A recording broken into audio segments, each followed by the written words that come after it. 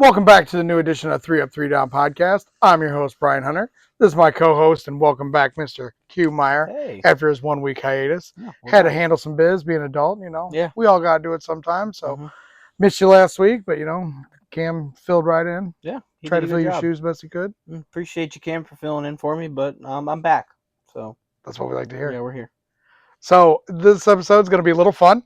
Obviously, at least to the MO WIFF world, we know Brody Livingston made his debut this past week and put up and showed out. So we're going to definitely be talking to him in here in a little bit during our second segment. During this first segment, we're going to go through the rookies since almost all of them now have made their debut in MO WIFF and kind of see where they're at and kind of keep an eye on them and talk about the progression and so on and so forth. And then obviously in the third segment, we're going to go through, this upcoming week 8 and just kind of talk about the matchups and what we see and what we got going on.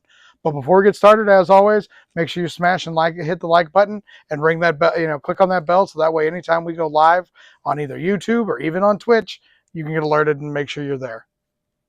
So with that being said, let's roll the intro.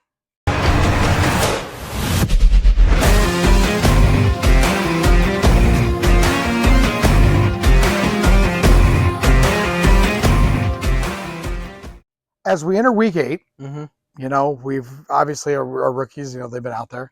Our first 3 draft picks, obviously, they've been, they've made their debuts. Hell, I mean, our first 10 have made their debut. Yeah. Well, I guess Blake hasn't been here yet, but he just had the baby, so that's fine.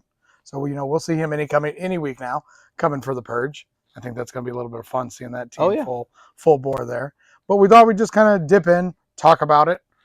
Say how we kind of feel about it. And I mean, granted, it's our opinions, and that's kind of what makes the podcast a little bit fun. But that's just kind of all it is, and we just kind of dig into it. So let's start with the first overall draft pick, Josh Wheeler.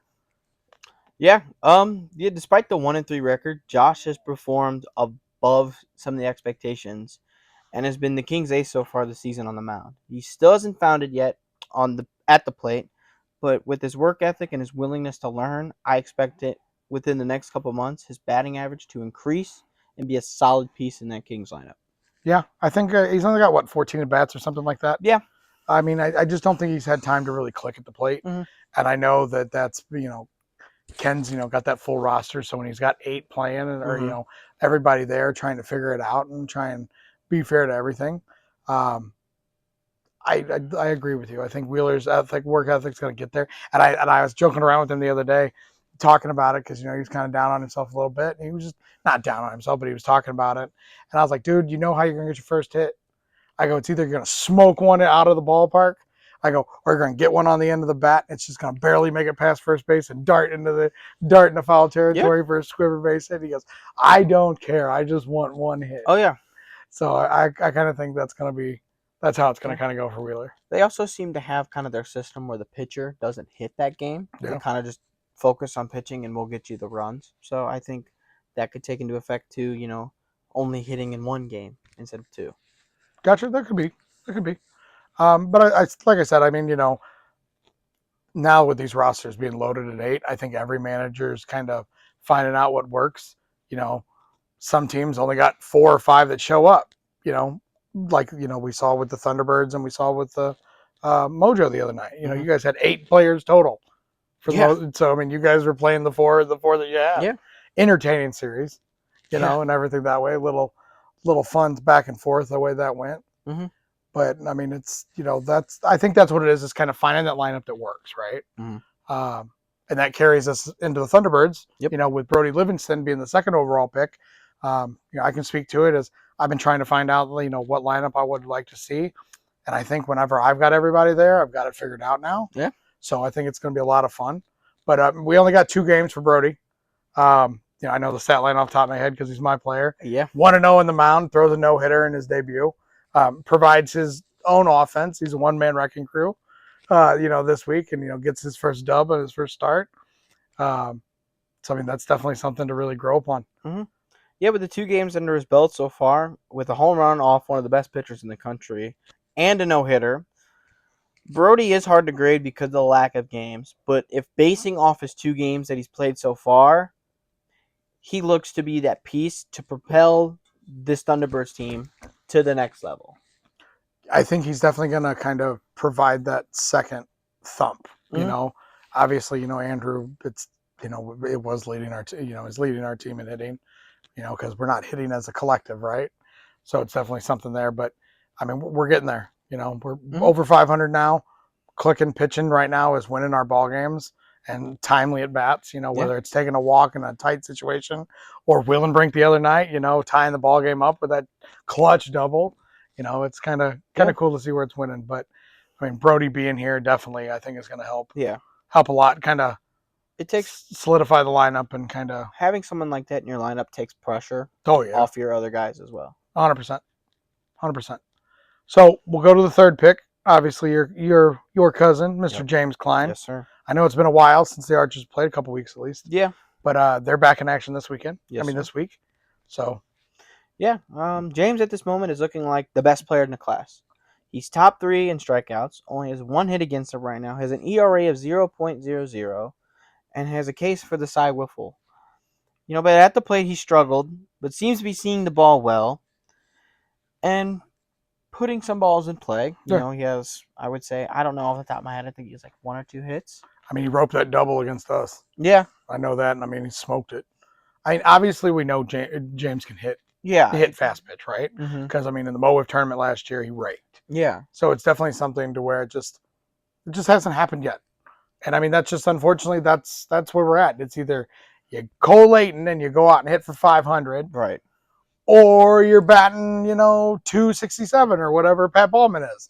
There's legitimately a 250-point difference between 1 and a legitimate 2. Brody being 2 for 6, he kind of fits in there, but, he hasn't played as many games, right? So, but when we're looking at the stats, I mean, that's just kind of what it is. So, I mean, James is going to be one of those guys. I think legitimately he starts getting a little bit rolling, hitting. It's going to come, and he's just going to be one of the most dangerous two-way players we got. Yeah. So, 4th overall pick, Bombas, Chandler Melton. Yep. Probably the most unlucky. Yeah. I'll say him and Caden Rice. Mm-hmm. Both unlucky. We'll talk about them both since they're both on the same team here. Both of them have hit balls that are out of the ballpark and have been robbed. Yeah. One by Johnny Gunn because he's the gentle green giant out there in center. Yeah. And that just landed in, he just got a mitt on it. And then the other one is James Dobb on Caden Rice, robbing that ball over the fence on that running play. Jumped into the fence and dude, it was awesome to see. But I mean, you can't hit the ball any harder than those boys are hitting. No. I mean, they've proven the fact that they're here. Mm-hmm. They're here and they're ready. Yeah. I mean, Chandler's been an excellent pickup for the Mambas so far. Like you said, he should have like 3 home runs right now. But his bat in the lineup, I feel, has helped the Mambas a ton. With Cole seemingly hitting with less pressure, knowing that he has Chandler behind him. Yeah. I have never seen Cole hit at this high level before. Like, I've seen Cole hit before, but Cole seems to be like on a different stratosphere than everybody else so far. I mean, you could throw him a screwball on the very, very outside piping, and he's just going to go out and he's going to hit it right now. I mean, you can't sneak anything by Cole Layton at this moment in time. Yeah, and I mean, I think it's homage to the fact that when you've got 3 guys behind him, and what Chandler's proven he can do, we know what Parker can do. Parker's no slouch behind him, and then Caden behind that.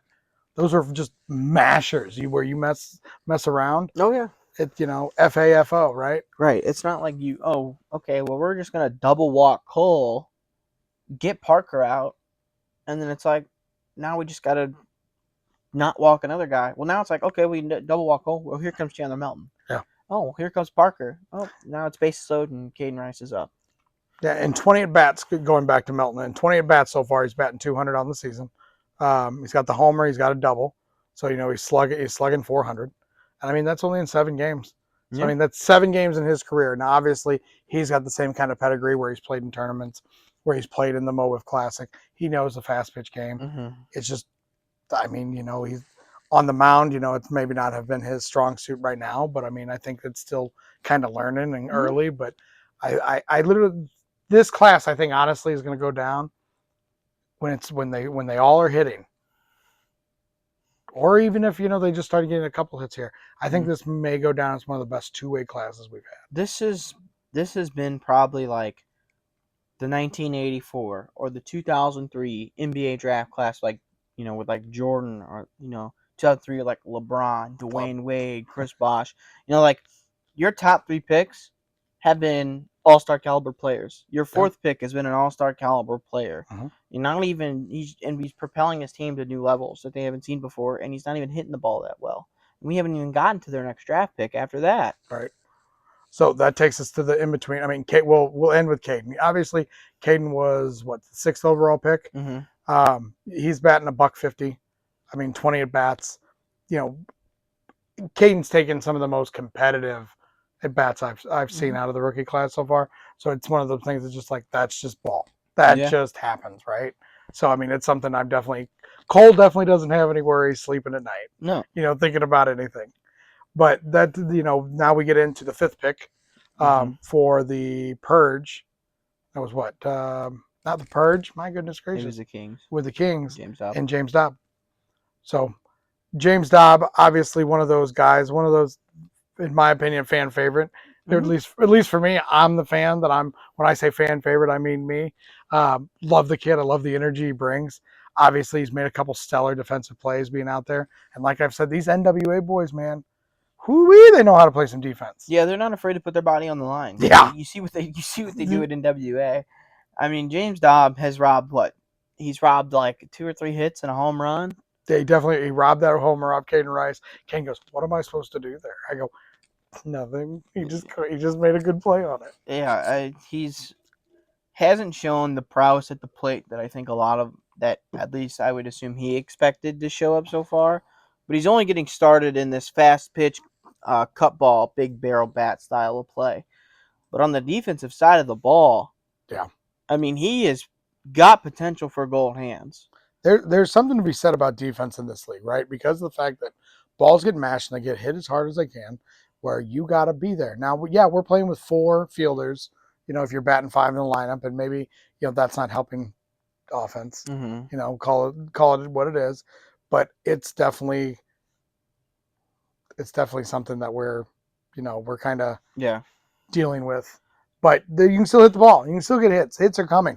Obviously, we talked, for the first couple weeks, it's like, oh my God, is the offensive dead? And then we have just a couple blow up games where we're getting multiple, kind of runs. And so that's just kind of where it sits. Back to the defense. It's a commitment to make a play at the wall like that on that mondo surface field. It's a commitment. That is not a friendly surface for your knees nor your body. Yeah. You hit that fence the wrong way, you're down for the count for a while. And these NWA guys, they're just like, okay, dive at the wall. We're going over. Tip the cap to you guys. Yeah, just I got to be 20 again, to be in my 20s again. Dude, I'm not even 20, and I might do it, but you'd have to it has to be like, bro, you've been in this league long enough that you're a crotchety old man.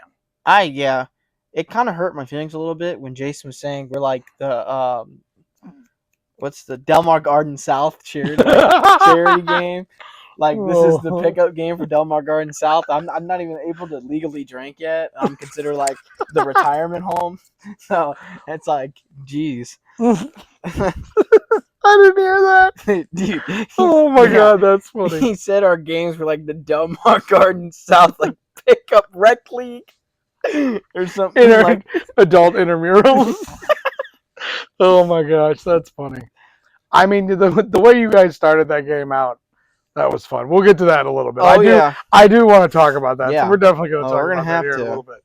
But that takes us into picks 7 and 8 of the Purge. Now, obviously, that's Zach Gunn and Blake Hoffman. Mm-hmm. Hoffman, he just had his baby a couple weeks ago. Yep. He's getting him, he's got to be dad, got to be right, got to be there for his family, and nobody blames him or faults him there. No. Love it. Respect the crap out of it. So love it. Can't wait to see him in there. But Zach Gunn has hit some of the most timely home runs for that Purge team, that when in Pat's absence, it's been awesome to see. Yeah. Right? I mean, I know that like the complete stat line for the year, doesn't look great, but in 8 games, he's got 23 at bats, batting $130, 6 RBIs, 2 homers. I mean, what more can you ask for from a rookie? Yeah. He got drafted to hit, and he's hitting. Yeah, he's been solid. He's got a pair of home runs. He's got a good eye at the plate and has an excellent ability to get on base for these Purge guys. I mean, if you have someone like Zach Gunn in like a 5-6 man lineup come like big time games like playoff time, and he's consistently getting on base to bring up Pat Ballman, Yeah, with runners in scoring position every single time, that's an excellent player to have on your team. Mm-hmm. Like in our sport of wiffle ball, normally the last guy in baseball is like your speedster or your catcher, or you're not your best hitter, or somebody can turn a lineup over easily. Exact. That is what the bottom hitter in wiffle ball is normally your on base guy. Like I hit last all the time because I have a good eye at the plate. Like I have an ability to work the count. I never turn those into hits all the time, but I can walk every now and then. Right. So that'll take us to the Melonheads. Yes. First, draft pick, Mr. Bryson Livingston. Yes. Had himself a night the other night. Yes, he did. Appeared in he finally got to appear in his first full series because he knew what time to be there and the right time to be there this time. Good job, Bryson.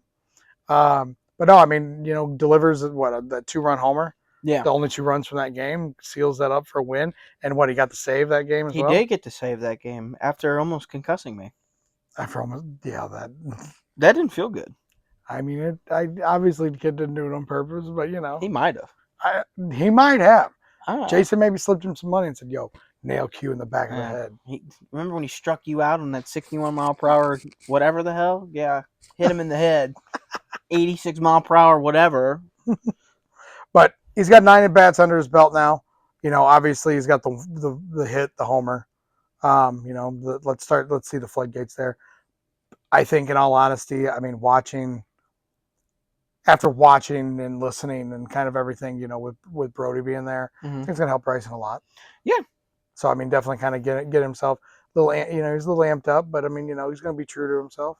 So I think, Bryson's going to be just fine, when it comes to it. So I'm really high on Bryson Livingston. I have been pretty much, through the entire draft process, I was very high on Bryson Livingston. He's potential to be a scary football player in the near future. He's poised at the plate. He has the ability to talk trash and, chirp with the best of them. With the pitching upside and with the right situation that he's in and time, I think he'll end up being a top player in the league. But so far, I think it's only going to get better from here for Bryson Livingston. Yeah, I'll agree with that. I'll totally agree with that. That brings us to your Mojo's pick, Ray Jaso, right? 4 games. At least that's what the stats say there. But I mean, he doesn't look. He looks very comfortable at the plate. Oh right? yeah. Obviously, he's only got 1 hit. He's got the single. But I mean, it's definitely something that's coming, and I think that's just being the older man, the older man of this draft class. He knows what he's doing, right? He should technically have 2 hits, but obviously that game hasn't been finalized yet.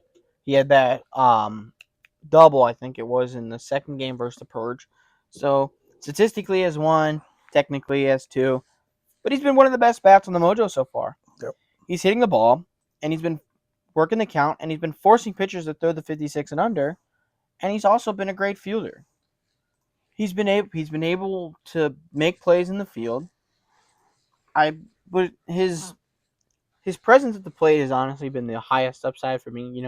With a Mojo team that has honestly struggled at the plate so far, he's been a very bright upside for us. He's been able to make pitchers work, make them kind of earn their outs.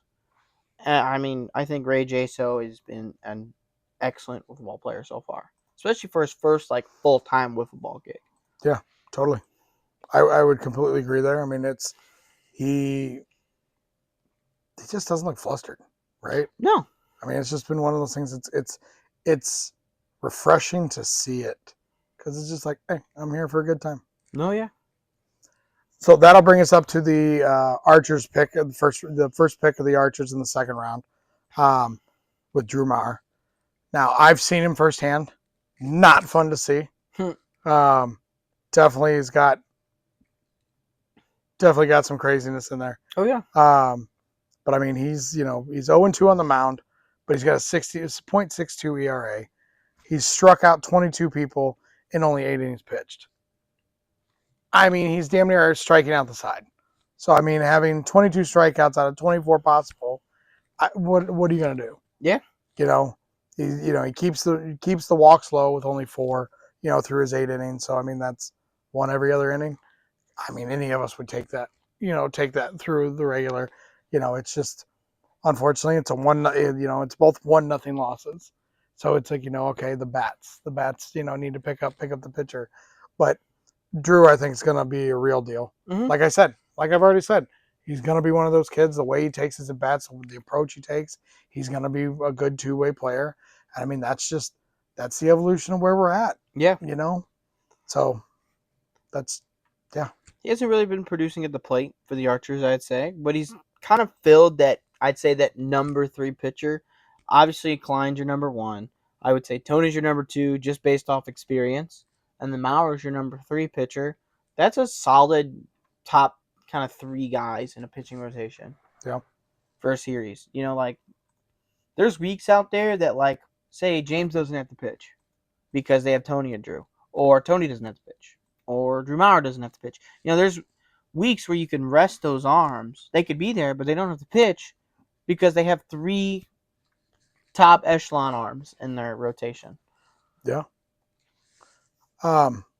Brings us the second pick of the first round. Or the second round. Second pick of the second round in Drew Ballman. Yeah. Obviously, I think we're going to get to see Drew a lot more now. He got to show up for 1 series. Yeah. Boy, did he show up. Yeah. In that series. 8 at bats between the two. 1 hit. A home run. I mean, it was a big time home run that they needed for that. So, definitely helped the Kings team get that win. That was that crazy game. Mm-hmm. That was that crazy game where the ball, went off somebody's hands and over the wall, and that's nuts. But, that's right. Sucks. How did I forget that? Yeah. I mean, was it in play? Was it not in play? It doesn't matter. It happened. But I mean, Drew is one of those guys where he gets so hyped when things are going right. Mm-hmm. You watch him hit that home run, throw that bat down, look back at his team, and just kind of flex it up like, let's go. Yeah. So it's definitely, you can definitely tell that he's, going to help, when he's here more, going to help solidify that lineup. And I think if he's hitting, if he continues to hit the way he can, I think it just kind of relaxes everybody else a little bit, and maybe it kind of helps Wheeler, kind of ease into it, because I think in all honesty that Kings team will go as far as Wheeler will take them. And I mean, Justin Hall's slash, don't get me wrong, I'm not saying anything bad about Justin, but we know that when it comes all down to it, that Kings team, they just need to hit. Wheeler needs to hit. Everybody collectively needs to hit. Nick Bone's probably on paper, historically too, their best hitter. Yeah. Are we going to get to see, is Nick going to be able to start being there? It's kind of been a letdown there. So, work is work, got it. That's just life. So we're just going to kind of see where that goes. Obviously, the Thunderbirds didn't make a second selection. Yep. So that takes us to Falcon Pearson. So Falcon has attended, one or 2 series? Yeah. I can't remember off the top of my head. I don't think he's got to see the field of play yet. Obviously, still being the young gun that he is. School, he's got I think he's the youngest player in the league. He might be, but I mean, he's still in school, right? And school year just ended or is ending all the way around. So I think we're gonna start getting to see him. So I look forward to seeing that like no other. Just because I think it's just gonna be kind of cool to. Actually, I think I'm gonna hate it. I'm gonna love it. I'm gonna love to hate. I'm gonna hate it. But I'm gonna love that I hate it, because if he comes out and let's just say he. Just like Caden, just like Chandler. I mean, just 7-7-7, Mr. Cole Layton wins the jackpot of, his 3 draft picks that he has. He's got 3 studs. But that's how I kind of feel about it. Yeah. Anything, Dad? Nothing. I said he hasn't played yet. I think that we expect to see him more now that, kind of the school year is getting out for a lot of school districts. But I really want to see him play. I want to see what he has. I would hate for him for this season to show up and not get some playing time. I really feel like there's going to be some series in the near future where the Mambas are just going to be absolutely mashing people, and they should get the kid some playing time. You never know what he's got. I mean, he could be an absolute superstar, and you just have him sitting there. So I really would like to see Falcon Pearson play some. Yeah. Takes his 4th pick of the 2nd round, Ben Doolin. Mm-hmm. Obviously, he made his debut this week too. Cam talks about best kept secret. Good kept secrets. Whatever. I just call it still bullshit. I openly admitted Brody was going to be here. You couldn't do the same. But you know what? All fun, all is fair in love and war. I'm good with it. It obviously didn't change anything about how my team felt about it. Take 2 from it. But it was cool to see Doolin. It was cool to see it because it was. Now I don't have much. I don't have any national, competition level, right? Mm-hmm. Besides the players that we have in our own league, and I've been openly said the fact that our league is a mini U. Can be a mini UWIF tournament any night. So kind of getting to see that competition. But Doolin is the real deal. Yeah, the real deal in what it is. And I mean, he fell to Cam, perfect spot, perfect situation, came in, had some damn good at bats. I mean, walked like 5 times, I think.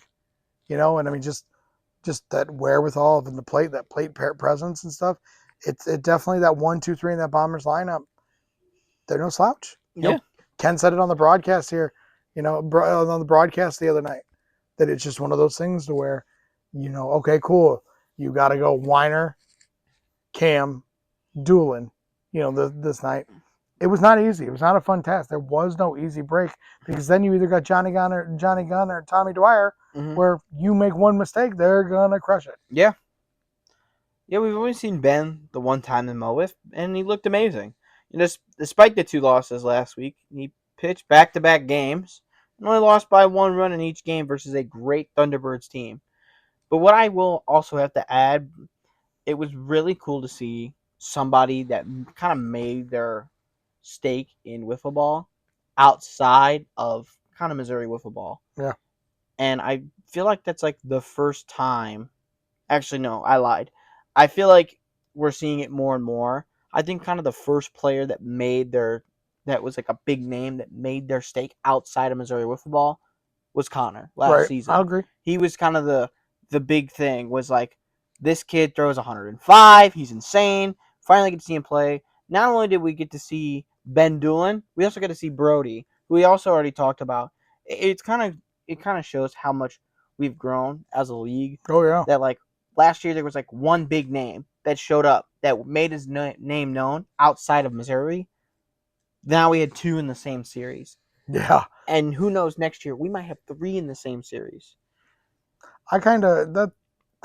I like I said, the East Coast met West Coast, right? I know Arizona's actually timeout. I'm sorry, I lied. Ethan Weiner did make his name outside of Missouri wiffle ball, and he played all year last year. That's fair. That's fair. Sorry, Ethan Weiner. Yep. I didn't totally forget you. You did technically make your name outside of Missouri. I forgot my track of thought there, but I mean, like I said, East Coast, West Coast. I'll consider Arizona West Coast just because that's as far west as we've gotten with a player. But that was the meet me in St. Louis game. That was a game where that kind of came, and that was fire on fire. Yeah, I mean, that was. I sat back and watched that game, and was like, holy shit, this is fun to watch. Just even though I knew what was going to happen, it was just fun to watch. But I mean, again, it's what I like about the fact that you go look back at the pictures some of us Thunderbirds have sat and seen. We've shown great pitching every game that we've had. Oh yeah, and I think it's going to kind of prep us for a long run. Yeah, I said that earlier in the season. I hope Doolin makes it back. Like I know that there was chirps that he might not. But then again, Cam said we didn't know when he was going to show up, so I don't know what to believe anymore. I'll believe it when I see it. But I mean, at the same time, I mean, all good fun, right? Yeah. But I mean, good kid, great kid. All these kids that have come in have been fantastic. There has not been one that's just nobody thinks they're better than anybody. That's one thing I like about this league. It's the camaraderie of what we have. Everybody likes to talk. Everybody likes to hang out. Kind of talk to each other, kind of pick each other's brains. Seeing Wheeler sit there, with Foss the other night, talking, and Brody was over there too, or Brody talking to Bryson, kind of helping him with some things he was seeing and stuff. But I mean, you know, obviously the Mojo were sticking around the other day watching, and obviously you guys are always easy to talk to. Sam's one of the things, and I mean just seeing the league grow and develop, and not just develop from a standpoint of the type of talent that we're bringing in, but grow and develop into an overall we all give a shit about each other kind of thing. Yeah. I mean that's something I like. Mm-hmm. But getting off topic, sorry about that. John Satrowski comes in. He's the 5th pick. Mm-hmm. John, I think, has been, you know, he's been thrown into the fire. Yeah. You know, necessarily not, you know, not. I don't mean anything negative by it, but I mean it's when you know Caleb's hurt. Mm-hmm. You know, you need somebody to be able to throw. Blake hasn't been able to be there. Pat's back at school. You know, John had to step up, and I mean, serviceable. Yeah. Serviceable. I mean, definitely something. One of those things where you can tell the distance is a problem. You know, kind of getting used to the distance here. Mm-hmm. So I think he's just best part about it is the ceiling's here. You know, the floor's here. So you know he's able to improve and gonna get better. Mm-hmm. So definitely, I mean that. But he's been no slouch. He's been for damn sure no slouch at the plate. When it comes to kind of just his presence and his prowess. I mean, he broke up Spencer's no hitter opening night. Yes, he did. You know, with that ball, and that was tons of fun. I don't like him for that, but I mean it is what it is when it comes to how that all runs. But I mean, he's batting .90. He's batting 91. He's been in 5 games, 11 at bats. He's got the 1 hit, but I mean, he's taken some good swings. Mm-hmm. And what I think he's got another hit in that game that's delayed currently as well. Mm. No, that game got. No, Jack had a no-hitter going. Yep, you're right. You're right. Yeah. Yeah, oh yeah, because we didn't consider Jack's part of the pitch of the week last week. Yeah, but John's had some success so far this year. Mm-hmm. I mean, a couple hits, a home run. He's kind of filled that role as that number 5 pitcher for the Purge. Like you said, with Caleb's injury, Blake and Pat being gone. Number 5. That's just nuts. Yeah, number 5. Nuts. You know, he hasn't been bad. He has the ability to hit the zone with some movement and velo. Obviously, hasn't been used to the distance yet. I think he isn't really used to kind of the cut ball. I think could be learning. I could be still trying to learn that cut ball. He has that. He kind of has that one pitch. It's that little screwball that kind of just stays flat and moves. But obviously, still kind of a learning curve for him. I think give him some time. He'll start to mix it up a little bit with the clean and the scuff. Right. Get the distance down. Get some velo under it. I think we probably won't see a lot of him here in the next coming weeks. You know, with Pat coming back and Blake, obviously, and then Caleb coming off from injury, but still a big step in the right direction for John, and I think the Purge have fallen into another arm. Yeah. They now have another arm. And a competitive at bat. Yeah. Yeah, too. So, I mean, definitely, there's a big difference in going up there and just keeping the bat on your shoulder and watching 3 come down the pipe. And there's, you know, or being able to take a good pitch and stuff that way. So, it's been one of those things. I think John's, you know, I don't want to say, you know, there's left to be desired a little bit more. And I think it's just going to be one of those things to where he's just going to kind of get there. Yeah. So, final pick, Coulter Rance. Coulter, we haven't got to see on the mound yet. Got to see him in the field, diving all over the place, you know. Gotta love it. I mean, definitely a good pick-me-up kind of guy now. Now, how many series is he going to be at? I think, you know, with summer here and Ethan Bailey going to be here any week now. Maybe this is the week we get to see Ethan. That'd be fun. Maybe we talk about that in a little bit. I just thought about that. But it's the Coulter, great guy, taking some pretty good at bats. I mean, fouled some good pitches off, you know, and what he had. I don't think he's got a hit yet. Don't quote me. I don't know 100% off the top of my head. I'll tell you in 5, 4, 3. It doesn't want to load. But I mean, it doesn't matter. But it's, you know, he's going to be one of those Archers guys that those guys, they just come in and just do things. You know, Bailey came in random, you know, halfway through the season, part-time player, ended up being at the end of the year number 2 pitcher, you know, his rookie year. Yeah. Right into the play. And if he could have been in the playoffs, maybe that's a different year. But I mean, 2 games Coulter's been at, for, you know, the stat line, 4 at bats. You know, he's got, you know, 2 walks out of those. 2 out of 6 of his plate appearances have been walks. So you're talking an on-base percentage of 333. You can't ask for more for somebody who hasn't been at this level of fast pitch. Now I don't know what he's seen, right? So it's not fair to say anything, but I know he can throw. So because the video we saw before he got drafted. So does he make an appearance on a mound? Time will tell. I think the later we get into the summer and stuff, I think more arms are going to be needed for that Archers. Yeah. Than what any of us really know.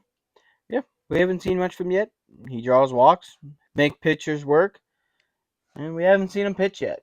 Kind of covered it all. I'm excited to see him throw. I want to see what he's got. I want to see everybody throw. I want to see. I'm done for the year. Hey, let's talk about that. I applaud that. I don't know what kind of deal with the devil that Sam and Jason were playing with, but I mean, dude, you went out there and went 1, 2, 3 on that. So the kind of the backstory is when the Melonheads play somebody, they kind of like to stir the pot a little bit. Oh, a little bit. It's kind of their mantra. They kind of start to stir a little bit of the pot. 3 Up 3 Down member and host of Fast Pitch, Jason Worsenholm, decided to say, will Q pitch on Thursday, or will he duck like he done on the podcast? Or will he no-show like he did on the podcast last week? So Sam, Skibby, my teammate, texts me and says, you should pitch on Thursday to show up Jason and to not show that you're not scared. And then it turned into, let's make him lead off and you'll pitch against him. So the whole time on Thursday, I'm warming up with Sam, and Jason goes, are you pitching? I said, I don't know. Are you leading off? He goes, well, I got to know. You're pitching. So I just kept telling him I don't know. And sometimes I'd be like, no, I'm not pitching. Finally, we get to the game. He goes, are you pitching? I go, or are you leading off? He goes, I don't know. I got to submit my lineups. I said, well, submit your lineups and we'll find out. He goes, all right, I'm leading off. I'm like, are you? He goes, yep. Okay. I walked out there with the bucket, took a couple warm-up pitches, went off. I got him out. I was like, you could see me. I throw my hands up. I'm like, I'm done. I got him out. 3 better minimum. Sam, I didn't know that. The whole plan was to get out Jason and leave. Sam goes, you got it. Keep going. I'm like, hey, okay. Why not? All right. I get Jordan out. He goes, go again.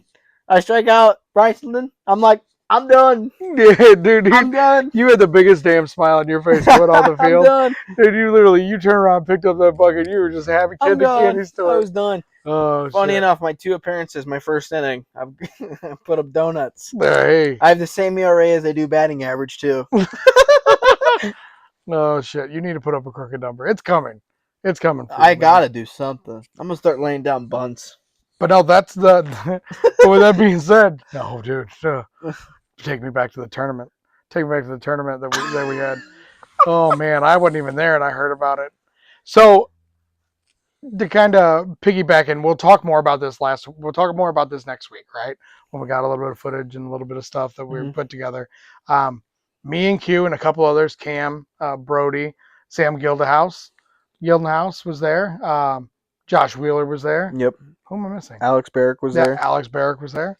But we all went out and went to a church picnic that we held a tournament for, just the local kids and everything. We only had 4 teams register.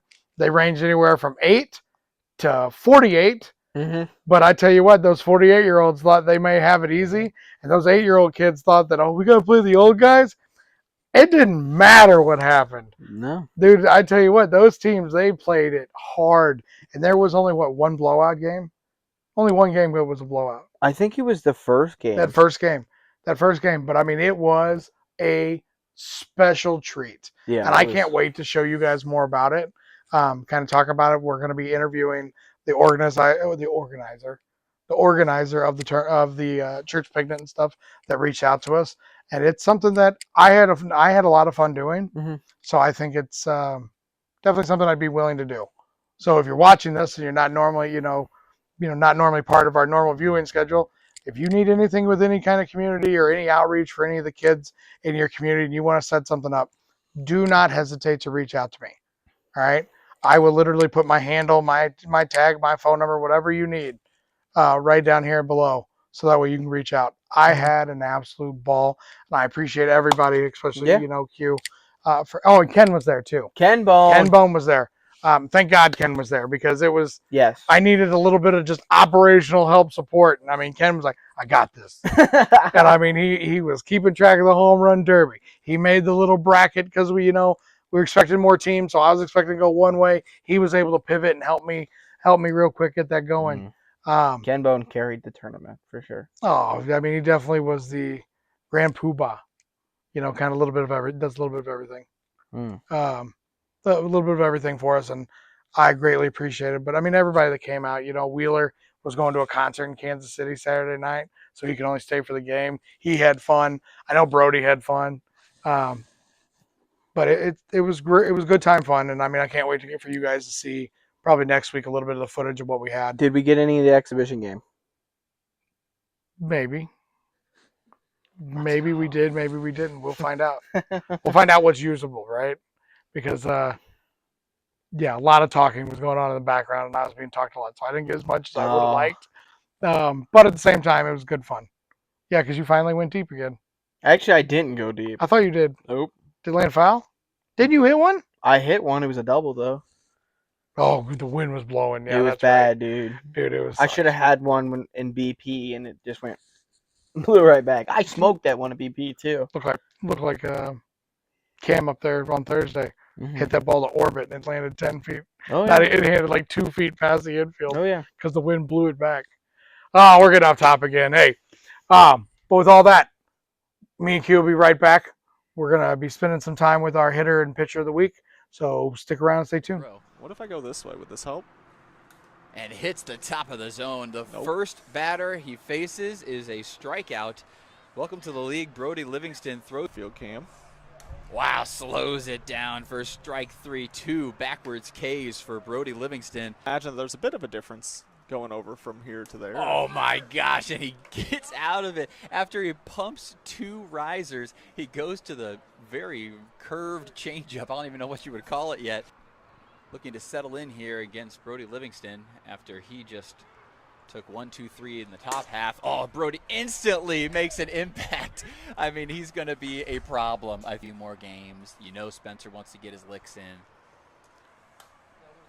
You might be done with the Andrew Nichols experiment now that he's shown up. So who strikes? It almost made it a little easier, even though he's throwing like, that's a rip. It's gone.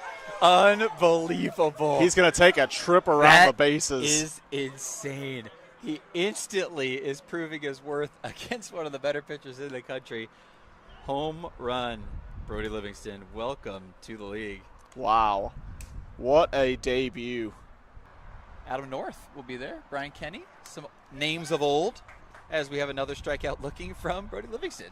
On strike 3 swinging. That's the first swinging strikeout for Brody Livingston. Well, now it wouldn't matter. It wouldn't matter anyway. I'll just give it a ball. That ball just hit right off the top. Another strikeout looking. Oh my boy. Goodness. Came over Cam's head before dropping down. I could hear the wind in my own headset. Oh that's my for sure. gosh. Yikes. 3 in a row. Johnny Gunn goes down looking. Get it right here. Oh, and that integrity is why the ball hit the zone right there. That ball don't lie right there. That ball. I got to make something happen in a hurry. Strike 3 swinging on the drop ball from Brody Livingston. Something's got to give. See you later. He does it. His debut in MO WIFF. Congratulations, Brody Livingston, on the no-hitter against the Bombers. Welcome to Missouri, Mr. Brody Livingston. All smiles, Brian Hunter. Yeah, you know what? This is why he drafted him where he did. No shame in that. This is why there's been so much hype about his arrival in this season. Joining us now is, for the first time this year, our hitter and pitcher of the week award winner, going literally 2 for 6 on the night with a game-winning home run. It was a one-man wrecking crew in game 1, making his debut. Throws a complete game no-hitter in his debut and hits the home run off Ben Doolin for the only run of the game and the only run he needed. Mr. Brody Livingston. Thanks Welcome for having back, me man. on, guys. Welcome back, man. How you been? I've been good so far. Just kind How's of been. the? Go ahead. I've just kind of been chilling, honestly. Still kind of getting used to the Missouri life. You done anything fun yet since you've been in town? Besides play wiffle ball like 5 days a week? No, honestly, just kind of trying to get my bearings. Still trying to move everything in. Got you.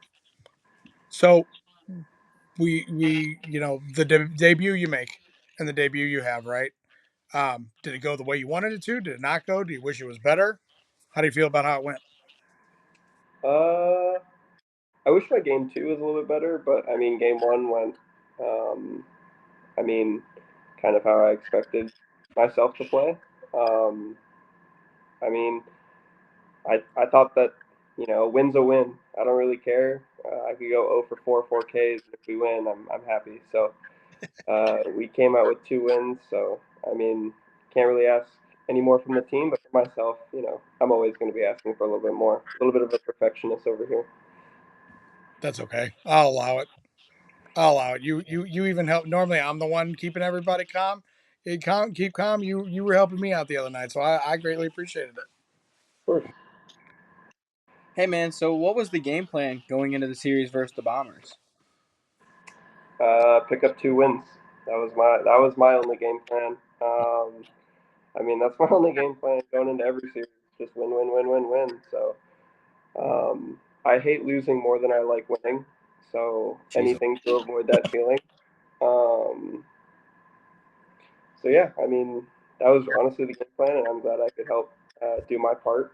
And I'm proud of the squad. I mean, everybody contributed, so it wasn't just me. Did you draft my dad? No. Starting to sound a lot like my dad. Oh God. My dad says God. that stuff all the time. Oh, shout out to Doug there. Hope you're feeling better, good buddy. Hope you're feeling better. Miss you at the ballpark. Love Hope to that see you guy. soon. Love that Doug Hope you Meyer love guy. that guy as your dad.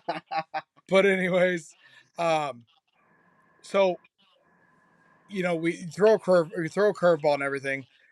Obviously thinking that you're potentially going to go against Cam, right? You had a inkling, like you told me, that Ben was going to be there. Were you happy to see Ben, like kind of go against Ben, or did you really were you missing out on kind of wanting to see Cam, in that night one? I'll get my shots at Cam. I was happy to see the win there. I always want to play against you know the best, and Cam is the best. But I mean, getting an East Coast versus West Coast rivalry in my first game was Oh, pretty sweet, yeah. and I'm glad I could pull for the West Coast fellas. So you Oh know, yeah. big You time. got to represent, right? Got to defend your turf. Oh yeah. Um, so Art, obviously got a week off, and then we got the Bombers again in week 9. So I mean that's I don't know who we're gonna see. I don't know who we're gonna see, but obviously Spencer's gonna be on the mound. Like we already know that. So how do you kind of prepare for an offensive only game for you? Where you're not gonna be on the mound. You just need to focus on being on the plate. I mean, kind of like I normally do when I am pitching. Just kind of get my swings in. Make sure I'm locked in, go through my whole warm up routine. Even though I'm not throwing, I still always like to, get in a couple throws. Um, just really make sure the whole body's loose. I mean, routine's everything for me. So, yeah, I mean, just gonna kind of go into it thinking that I am pitching, and then I'll just focus on hitting and just kind of do my thing. Got you. Well, man, I know it's kind of late. I know it's been one of them kind of days, and you've already done a podcast this morning, which I know you're. What are you still going to do the host pretty much with the BLW podcast for the rest of the year? Yeah, I'm gonna try. It's definitely gonna be a little bit tougher because now I'm kind of from a fan perspective, but it's kind of nice because I get that different perspective. Um, but also, like I've played in that league, so it's nice. Yeah, definitely one of those things where you kind of know it. For One of the questions I want to know when you hit that home run off Doolin, walk us through that at bat. Kind of what you saw, what you were seeing, um, and kind of with playing into that wind because that wind wasn't no joke. Kind of walk us through that at bat and your approach. Going 2 for 6. In your first series. Well, you were 2 for 2 through your first 2 at bats. Yeah, I mean, I faced quite a bit of guys who are like Ben in the way that they're going to try and overpower you with velo. And I mean, I think just kind of staying patient, knowing what you want, helped out quite a bit. I mean, I'm also pretty quick when it comes to like my reaction time, so I'm able to just get my hands out there and just defend if I need to. So I mean, it was a 1-2 count when I hit the homer, so I was just kind of protect mode a little bit. But he kind of came at me with a screwball right before, and I took it. That was up high, and then he came at me with a riser. So I was kind of sitting on it, got the pitch I wanted, and just kind of drove into left. Gotcha. Well, it's kind of funny that you in your debut you're our hitter and pitcher of the week. Obviously that's just how the cookie crumbled this week. But no, man, we appreciate the time here tonight with you. I know, like I said, I know it's later than what we anticipated. Obviously, when we were talking at 8:00 this morning about this, but we appreciate your time here, and we look forward to having you on again. Hopefully in person next time. Obviously, logistically sometimes it can't happen, but we appreciate your time, buddy. Thank you for having me on, guys. All right. See you, man. Peace. Yep. Q and I'll be right back with looking at our preview for the next week. So we'll see you guys shortly. Welcome back to the third segment of our 3 Up, 3 Down podcast. Before we get into too in-depth into looking forward to week 8 here, make sure you like and subscribe to our channel and everything here on our YouTube, because with the way that everything's going, we're trying to do everything live on Twitch. But if it's not working for us, obviously it's a quick pivot to our good old trusty friend on the YouTubes. Yep. So make sure, if you want to watch us live, you can definitely follow us there. I want to thank Brody Livingston for joining us there, even though it might have been a little brief, but we kind of got to make things work under the time restraints of what we have. So that's we're glad he got to spend some time with us. Yeah. We dug into the first segment. I love digging into the kind of where the rookies are. Yeah. And that. I can't wait till next week to kind of go over a little bit of that tournament. We've got an interview scheduled with the organizer, Miss Tammy Flork. So that's going to be a good time. But with all that being said, let's dig into week 8 preview. Let's do it. All right. So first slate of games this week, we got Mambas, Melonheads. Mambas 3-4. Melonheads coming off their first win at 1-4. Do the Melonheads keep the momentum of getting their first win? Or do they fall back to the abyss going against arguably one of the best offenses that we have right now in the Mambas? Yeah. I said Mambas look to continue to hit the ball versus struggling Melonheads pitching staff. And the Melonheads look to try and claw back into contention after a split with the Mojo. This could go either way for me. I think that the Melonheads, if they continue the way that they're continuing with not hitting the ball, this team was advertised preseason as what the Mambas have been. A team with not the best pitching, but can get you on any night, and elite hitting. And I think that if these bats don't come around, I think the Melonheads end up with the number 1 pick in the draft. That's scary. Yeah. But I'm normally pretty generous with my things, but I think the Mambas get the sweep here. Think the Mambas take 2 there? I think the Mambas take 2 there. It depends on who pitches, though. I think if we get Dutton and I think we're getting Dutton and Caden. I think it's gonna be a sweep for the Mambas. We never know. We might, on the other side, we might get Jordan Jordan with mixed with Bryson, or maybe Bryson gets a start here. I think you should give Bryson a start in game 2. I think Jason has looked good. Has that loss. It was a walk-off walk. Right. I mean, in extras. He pitched good. Right. He looks back to be Jason of old. I think that give Bryson a shot. Why not? You're 1-4. Yeah, I mean, and the best thing about the Mambas, I don't think anybody wants to face them. I mean, obviously, Cole's the best hitter in the league, right? Yeah. But we talked about it earlier with everybody. That lineup's scary. I don't think anybody would, when it comes to playoff time, if that lineup's rocking and rolling, nobody's going to want to see them. Yeah. So it's definitely something there. Second slate of games, Bombers, Archers. Mm-hmm. So, Bombers are 4-3, Archers are 4-3. Mm-hmm. So, who prevails here? Bombers are coming off getting swept by the Thunderbirds. It's also Skibby weekend coming up here for Memorial Day weekend. So do we see Cam pitch? or are we going to be looking at like a Johnny Gunn and Tommy Dwyer kind of situation? So, obviously it's going to be one of those things to where, or is Cam kind of reserved to the point to where if he needs to come in and close something down, if they get a lead, is that where he jumps at it? Or, does it, a lot of questions there. Yeah. I'll joke and say, he ducked Brody on Thursday. So is he going to duck this week as well? I'm all good fun. But I mean, obviously with Skibby weekend, it's a big weekend for everybody in the Wiffle Ball realm here in St. Louis. So it's, he's got to make sure he's prepped, and I get it. Yeah, Cam's probably going to end up pitching maybe 7 or 8 games this weekend in Skibby on top of running. But It's fast. Yeah. Fine. The Archers look to extend their division lead and continue their dominance on the mound.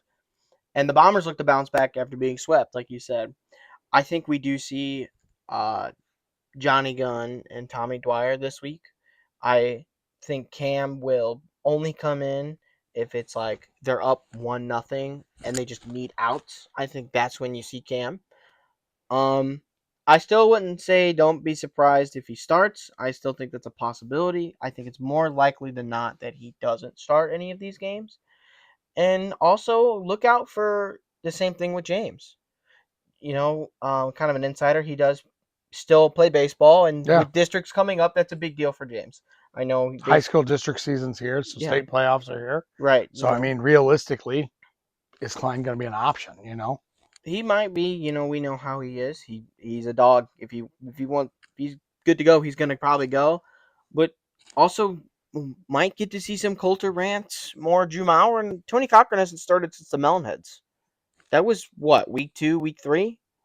I think it was something like that. I think it was week 3 of the season. We're going into what, week 8? Yeah. So we haven't seen Tony in a while. Granted, Tony does play in SWBL, but I still think we might see James in a reliever role this week. I'm gonna have to say it's gonna be a competitive split. I think the Bombers will take one here. I think Johnny Gunn looked good his last time out. Yeah. Again, haven't seen him in a while, but I think with kind of the more wiffle ball, obviously MLW being a part of MLW, NWA, I think Johnny will kind of be more refined, and now he's kind of back into the groove of playing more wiffle ball. Yeah. I think we'll see Johnny Gunn have another great performance. I think we get Maurer and Tony this week. That'd be a fun match. That'd be fun to watch. Yeah. I mean, obviously, that's power and power. Mm-hmm. And it's the Bombers. I mean, the Bombers, they've proven the fact that they can hang around. Yeah. They might not, everybody might not have been high on them, in the power rankings for the, in the preseason, but they sure as hell shut everybody up real quick, and, ran their way all the way up, to what, they were 3rd in the power rankings last time? I think so. Second or 3rd. Sorry, I don't have them pulled up right here in front of me, but I mean, deservingly so, right? When you're 4-1 and you jump out to a lead like that, like they were at that time, it just happened. I mean, then they played good. The bats didn't come alive, this past week. I mean, obviously, there's going to be nights like out there, and when you're going against, Brody and Foss back to back, it's one of those things that's kind of tough to. Yeah. It's tough to get going, right? Mm-hmm. And so I mean, no shame in that. So, but it's going to be a big series for them. They definitely need to pull out one. They need to split this series, in my opinion. Get to the break. The 1 week. Yeah. The 1 week we got, and then get to that halfway point. The proverbial halfway point. Just kind of relax and kind of reshuffle the deck and kind of reassess and see where we go. Because definitely, if Cam doesn't go and it doesn't go the Bombers' way, I think they have the potential. Any team has the potential to go through a slide, right? Yeah. And I mean, I don't want to see them go through it because I think this division is going to come down to I know I said earlier earlier this season it was going to be a sprint. Now it's turned into the marathon. Yeah. It's turned into the marathon that we all kind of hoped it was going to be because it builds a little bit. But it's still one of those things to where you don't want to get too far back. So I mean, it's going to be interesting to see Cam, my goodness gracious, Cam make those tough decisions. Yeah. And how he structures, who's pitching and what and how it goes. And, even playing, QB1 from the third base corner, calling pitches, you know, the way he's done. It's going to be interesting to see how it all goes. Yeah, I mean, dang near every team in each division is within a game or two of each other. So one good week for a team or one bad week for a team could just flip a division on its head. So, you know, even though this week might get shoved under the rug because we won't get fire like we had last week with, you know, Doolin and Brody, it's still a crucial week within the season coming up on the halfway point. Yeah. So this is going to be a big week to look out. Be sure to tune in. Yeah, for sure. I mean, I don't think I made a pick. I think just kind of recap. I think Mamas are going to sweep Melonheads. In all reality, that's just how the trajectory where it's going. Unless, you know, if O'Rear shows up and he's ready to go, if Bogad, you know, shows up because of the fact that it's going to be weekend, you know, we'll see what's up. Yeah, we'll see how that kind of goes. Bogad show up. That could flip that, right? That could flip that entirely. So I mean, it's not the fact of throwing darts with the Melonheads, but I mean that's where we're at because it's going to come down to who's there, who can do what, who can pitch, who hits, and so on and so forth. So I definitely think it's going to be they're the wild card. I'll put them as a wild card. But as it stands now, if it's the same Melonheads, you know, that we've seen, unfortunately, I think it's a Mamba sweep. Mm-hmm. And I think with the Bombers, like I said, they got to take at least one. They got to take at least one. They need to pick up at least a couple points. You know, whether it gets into extras or whatnot. But they need to, you know, obviously the points is going to be the tiebreaker, and that's where this division could fall, where we need to look at the tiebreaker. So we'll see how that all kind of goes. Mm-hmm. But before we sign off here, make sure you go back and if you haven't already, make sure you go back and watch Fast Pitch with Jason that came out last night. And then, you know, obviously this morning you're listening to our beautiful voices, so we appreciate you and love our people out there that are fans of our show.